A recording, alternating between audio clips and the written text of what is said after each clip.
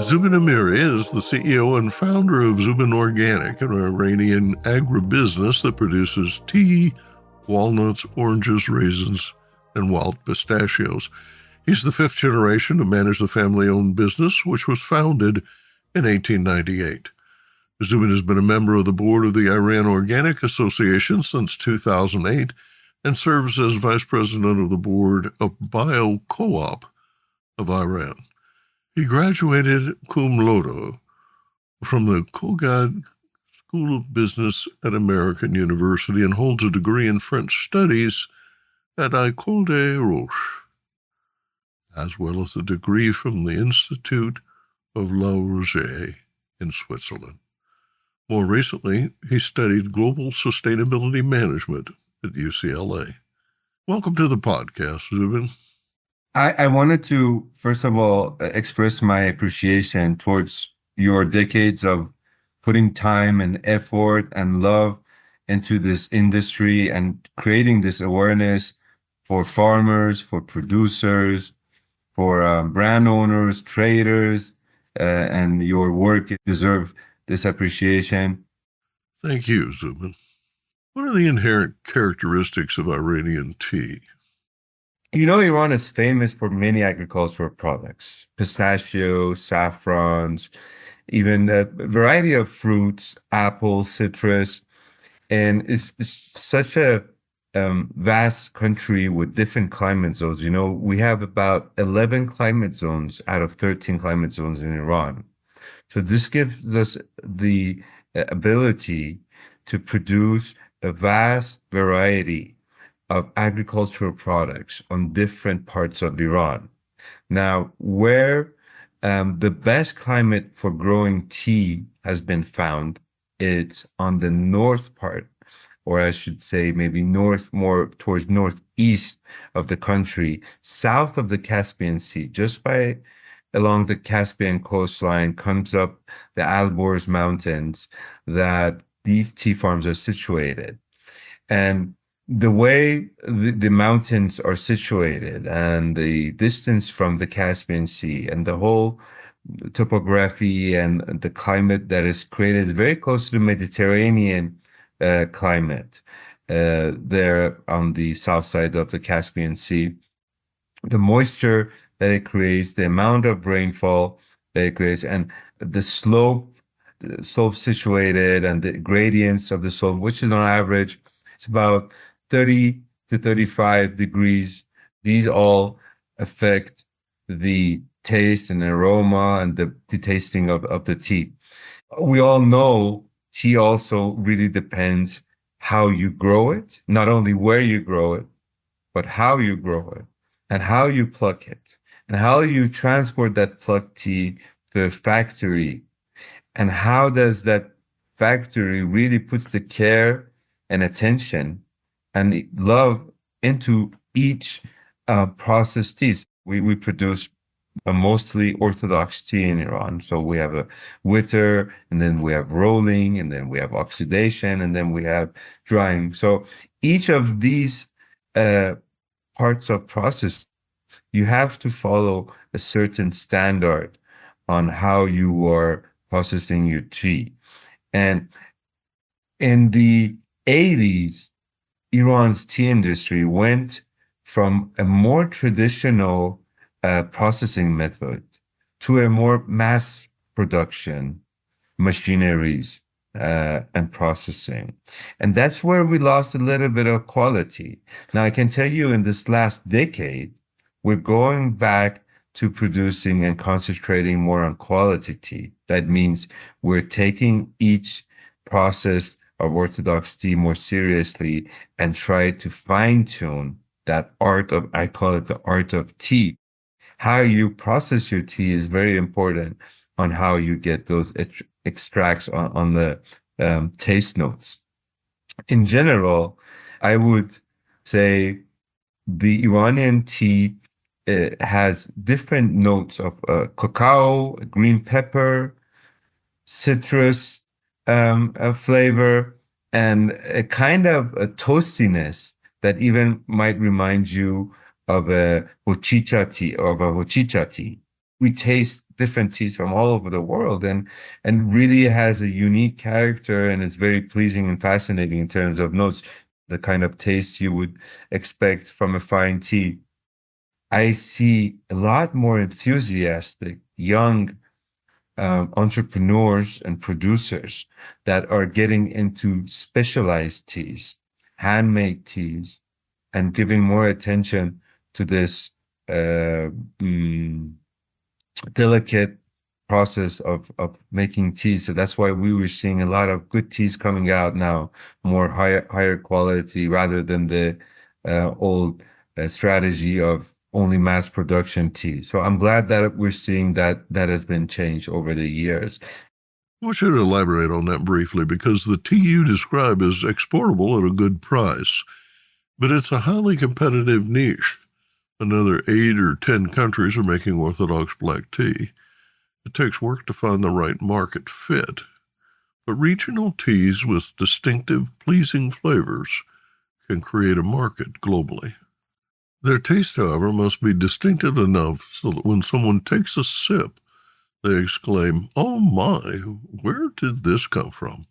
So this is what I realized as the fifth generation in this industry, that we were losing the edge domestically, internationally with the type of tea we were producing, which was more as a commodity tea. And that's when I decided to produce the first organic tea in Iran. And that was bringing up one level up in terms of the health consciousness of the type of tea leaves as the raw material that we're using to make it a certified organic tea based on EU standards and the NOP, USDA organic standards. That was the first stage of us trying to hype up the quality that we are producing in Iran. And then the second stage was the fine tuning of each process, from getting on the farms and growing this tea, from collecting them to transporting them, and then bringing it into the factory and not pushing it towards bringing it to that complete stages, taking the time and the rolling, not overloading the machinery that we use. If you are focused on the mass production, you're not going to put time, 3 hours or 3.5 hours in the oxidation level where all the characteristics or most of the characteristics of the black tea is made in there, the aroma, the color, and many of the noting characteristics is made. So that's time consuming and you have to be patient with it just when you want to brew it. And so that was a second stage that we got into in our own organization and company. And then the third stage was getting into the specialized tea, which is more hand processed teas, which it's very exclusive. It really takes the notes and flavors and the medicinal impacts to a different level. It's just maybe the touch of hand that goes into the process of making these teas, and you have to be much more patient than the regular machinery process into that. So that is where we find actually more demand for us and our tea is to make more specialized handcrafted teas for the market. I think that the market they want something more unique in terms of characteristics of the tea they're drinking. Will you describe Iran's tea terroir and harvest cycle? Just the climate by itself, and the rich soil that Iran has by nature, and the very weather-friendly environment that we have on the Caspian coastline for growing tea, the experience of drinking a cup of tea from these mountains is what really motivates me and keeps me grounded. Iran's tea industry is a 6 months season. We start from late April to late October. That's our harvest season. And because of the winter is cold and these tea farms that are in the mountains get covered by snow, the pesticides is controlled by the cold and snow. There's no pesticization in the tea farms. They do perhaps use some chemical fertilizers or weed control substance, but they don't use any pesticides for controlling pests. So that's a big advantage in making Iran's tea a very healthy drink in terms of the emerald substances that you would find in, like, let's say, some tea in south of India or Sri Lanka that has heavily been pesticides. It's important for your export capabilities into European markets, particularly because the EU's maximum pesticide residue thresholds are a barrier for many tea trading countries. We have about 25,000 hectares of Yeah. land that has been used for tea right now. Yeah. And this is giving us roughly about 30,000 of processed dry tea Yep. for this year, 2024. 18 years ago, I would say, we were producing about 60,000 tons of processed tea, which now has gone down to 28,000 for this year. Last year was about 30,000, and the year before that was 33,000.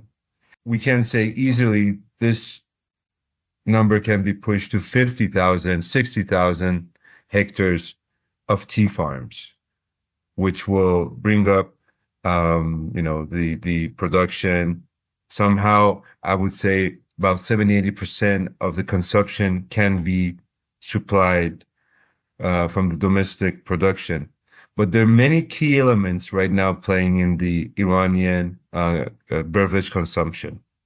Living and working and producing in a country like Iran at this point of history, it's really inevitable not to get caught up with politics. Right. Right. I can easily say that the sanctions have been really hurting the agriculture and food industries. These sanctions start being implemented in 2010 and 2011. Right. They were probably the last layer of sanctions that were put on Iran for agricultural products. And well, this is not hurting the government, of course. This is hurting regular producers and farmers that are trying to make this tea and send it to everywhere in the world. We had to constantly shift our market from USA to Europe and working with Europe for a couple of years. Then they were not able to purchase our tea because of the sanctions that they were working with the American companies. They were not able to supply the Iranian organic tea to that market. So they shifted to the Russian market. Then Russia was sanctioned, Europeans. So that market was cut off. So it's really not only we have to juggle with the climate issues, domestic policies. Now we really are juggling with what markets are left for us to work and maneuvering around these sanctions so we can survive. Iran drinks a lot more tea than what is currently cultivated, but you've got idle tea land that could be used. What's your guess on how many additional hectares could be cultivated? Yeah, I agree. That's a great potential in the industry that we have, being a tea consuming market.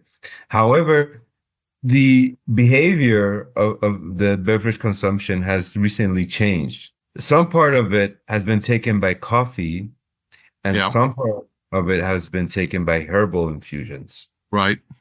So 5 years ago, Iran was importing about 10,000 metric tons of coffee into the country. And this year, the import of coffee was about 58,000 tons of coffee. So almost 6 times more than 5 years ago. And so our observation of this is that people are probably switching because, like the West had the coffee era, I believe we just were hit by the coffee era here in Right, Iran since like right. let's say the early 1990s, the 2000s when Starbucks came and everybody that coffee hype came up, and now we're seeing that coffee era coming and entering Iran. We've opened these coffee shops all over the town and cities, and so uh, coffee consumptions have gone up by 5 times. Tea is still a number one drink in Iran. Make no mistake. In the 1990s, we had a change in type of expectation and tea that we were producing. So we got familiar with scented teas, like bergamot flavors, which are chemical flavoring to the tea. So that's where the consumption went towards these kind of imported teas. But in the last, again, 10, 12, 15 years, we see a switch again. The market has realized that this type of tea perhaps is not the best choice for their health because of the chemical flavors that they're consuming. Let's talk for a moment about the business of tea. Can you make money making tea in Iran right now? It's still, Yeah. wherever you go, whether you're invited to somebody's house or somebody's office, still tea is the main beverage that is being served, and people crave for their cup of tea of the day to get calm and relax and take the tiredness out of their body. That's how they explain. They say, let's drink a tea. I feel tired. I want the tiredness to get out of my body. So they believe that tea takes out the tiredness from their body and rejuvenates and energizes them again. And the problem is, I think, is mostly the clutter that we have and not having sufficient data and management and import. And most of the years we're overfloated with imports. Why is this happening? Is because we are selling oil to some countries like Sri Lanka and India and Kenya that because of the sanctions they cannot pay off us in dollars, they are giving us or paying off our oil with tea, for example, like what Sri Lanka and India and Kenya and these countries are how they're bartering oil with tea, which in that case, that's going to be a lot of tea. When those oil for tea barters occur, it's not a sale to meet market demand. Auction brokers don't assess the quality of each lot, and buyers don't know precisely what they are getting. Meanwhile, arriving containers pile up quickly in the warehouse. It's been a tough ride. Now, I have to be honest, um, it's not so hard taking it in couple of years, like let's say 1 or 2 or 3 years. When this gets into a 15, 20 years battle and you just are surviving in that right, environment, right. it it's not an easy situation. The question of shutting down a tea farm was never an option. So we had to Right. continue and get through these new governance that was being imposed and being created either by international policies or the domestic market. It's been very challenging, but again, we say what doesn't kill you only makes you stronger. There's a good future for the Iranian tea to come to be noticed in the world. That's my main optimistic view and really what is um, taking me forward every day. And while this is happening, we are working on fine tuning that mastery of art of tea making. When there's a will, there's a way. Doing business in Iran has an extra cost to it. When you have to go around the sanctions, you're not doing anything bad. It's just you want to sell your tea. We're eager to open these channels and have this fascinating tea to our tea lovers, to all these tea lovers around the world.